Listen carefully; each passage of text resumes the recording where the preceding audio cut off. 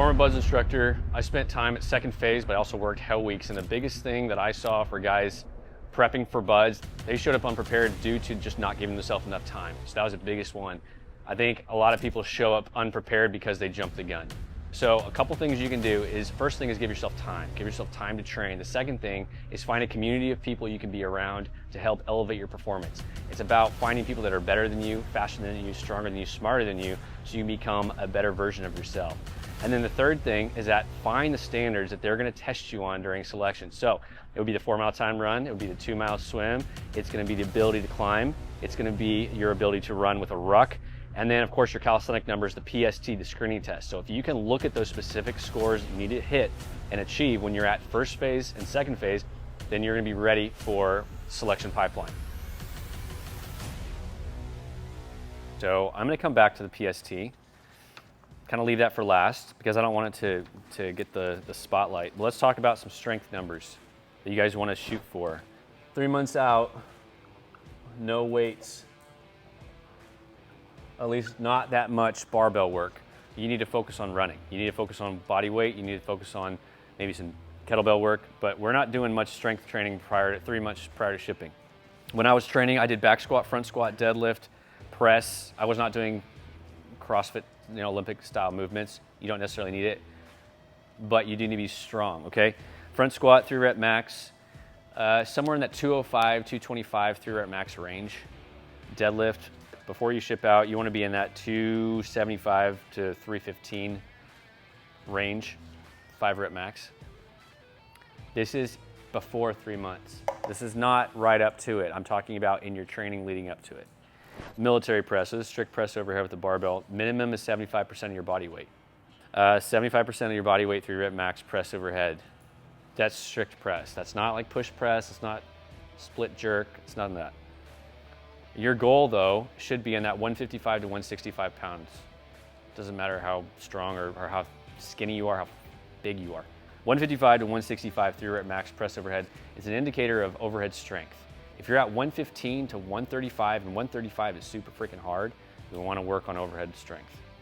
Learn how to do kettlebell swing, push press with the barbell. We didn't do push press yet. Dumbbell, kettlebell snatches are also important to learn. Lunges. When you guys are training, I have a lunging protocol that we can have for you, but basically you got to be ready for lunges. You're gonna do a ton of lunges. So in training, you should do it body weight with a weight vest. You should do it with a sandbag, barbell, kettlebells, dumbbells. You need to prepare your legs for lunges, okay? So lunges should be, or can be, at the end of your workout. This is great for doing around a track and doing body weight lunges with a sandbag right here, chest carry. You can do lunges with the weight vest. Dumbbells, kettlebells in each hand, do lunges that way, walking lunges, lunges with a barbell overhead, all type of variants of lunges, but you have to be good at lunges. The hot laps around the O course in the sand is gonna be one of the hardest things to do if you're not ready for that. I still have scars on my wrists from doing lunges with the log. You're gonna do them so much, it's not even funny, all right? You're gonna do them with sand up underneath your blouse, right? You have that log, and you're gonna be doing a bunch of this number, up, and lunges with the log, okay? Gotta be ready for lunges. Swims. So this is, like I said, no particular order, we're just rambling. Swims, 1 nautical mile. You guys need to focus on getting that under 30 minutes in the pool. Okay, that's side stroke. 2 nautical miles swim with fins, goal is under 70 minutes in the pool. When you're in the open water, goal is sub 75 minutes. Sub 75 minutes, 2 nautical mile swim in the open water. We'll talk more about this tomorrow when we go to the open water in the lake. Rope climbing, be able to do the foot lock. Comfortably be able to climb the rope 3 times in a row, no issues. Calisthenics, besides the PST numbers, you guys should be able to do a perfect form calisthenics set every day of the week, and that should be easy for you. But be ready for 30 to 40 minutes of high intensity calisthenics that don't stop, because that's what happens at BUD/S. At least 40 minutes, maybe more. Double that, but at least 30 to 40 minutes of just constant calisthenics. So if you're walking around the gym, doing a couple sets here, a couple sets there, you're not pushing yourself hard enough. 30 to 40 minutes of intense calisthenics. Be ready for that. So in your workouts, a lot of times we have an EMOM, we have an AMRAP, we have pyramids. Running, let's talk about that. 4-mile time run, we've hit this a million times. Any day of the week, if you were to push yourself, you should be able to hit sub 28 minutes. That's your goal. If you're above that, and you've never hit this before, that's going to be, well, let's work your way down there. And you want to try to get that as your ultimate goal before you ship.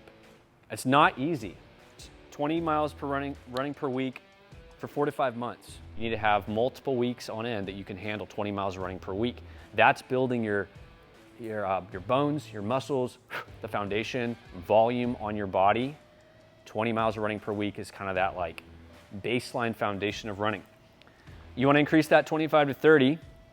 As you increase it, no injuries. If you're facing injuries, you back off. You don't run through injuries and try to get, I want to hit 40 miles this week. No, you're going to back off if there's anything that pops up. You're going to slowly progress. Prior to shipping out, you want to be in that 30 to 40 mile running per week is your goal. Now, I'm not saying you're going to hit it or you have to hit it, but you should be somewhere in that range, ideally in a perfect world. You're going to talk to some people, they say 50 miles running per week. You're going to talk to some people that are going to say only 20 or 15 per week. I think a good range is that 30 to 40 that you know your body can handle for multiple weeks on end, to know that your body is ready for the volume of buds without getting hurt, okay? Sub 9:30 for a mile and a half, okay? 45-minute 6-mile run, that's about a 7:30 pace. And then rucking, let's talk about that. You want to be able to run with 45 pounds, that's the standard. All right, modified PST, this is new. Modified PST, this is what's happening at prep right now. They sometimes call it an enhanced PST, but it is a new test. So when you get to buds, they're going to look at your PST scores in order for you to get into the military or to get a contract. But when you're there, there's green, yellow, red. You want to be in the green for the scores, okay? Modified PST is a 1,000-meter swim. They're going to test you out at the beginning of prep, test you out 4 weeks later. 1,000-meter swim.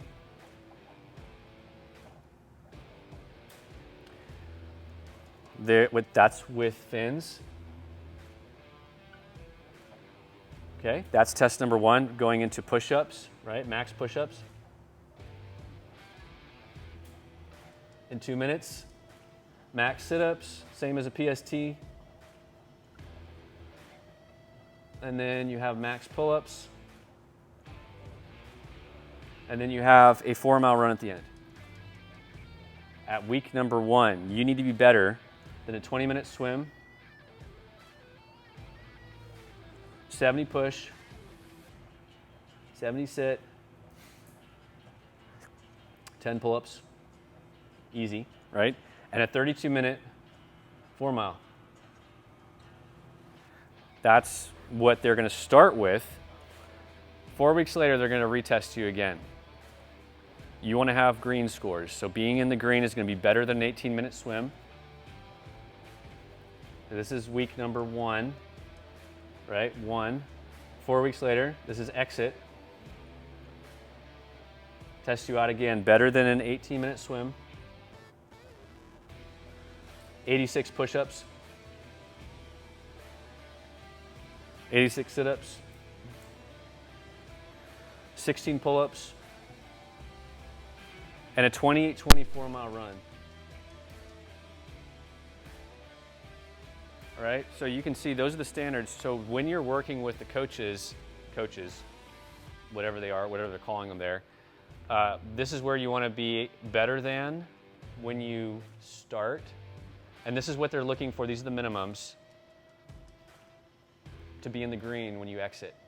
So when you're training, think about these numbers as well. These are important numbers to think about.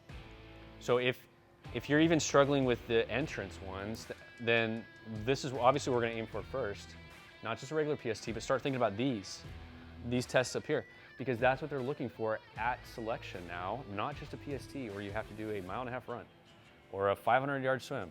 They're looking for this, because that's actually a better test of your abilities, is a fin swim and a 4-mile run.